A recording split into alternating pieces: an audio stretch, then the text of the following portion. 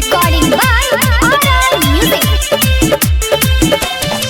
जन मारै छै एकर स्माइल सबके दिलबा करै छै घायल।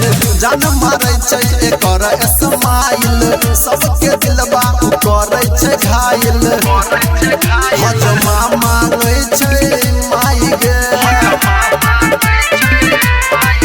हजमा मांगै छै माई गे, बौआ के केस कटाई में कहै छै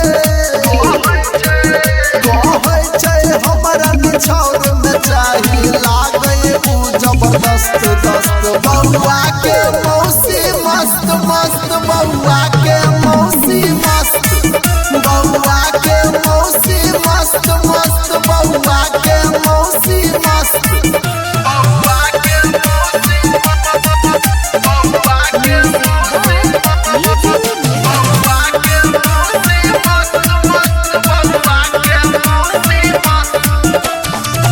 बेलहानी छाउर में चाउर बैठ के हजमा फाकै छै, काटै न केस खाली मौसिए पता कहै छै।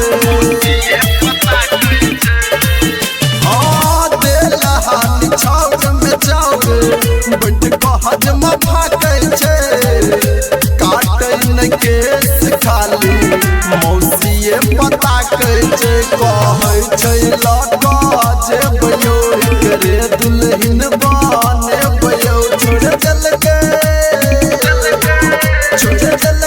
सबटा काम काज भ गेलै कर भक्त भक्त। बउआ के मौसी मस्त मस्त, बउआ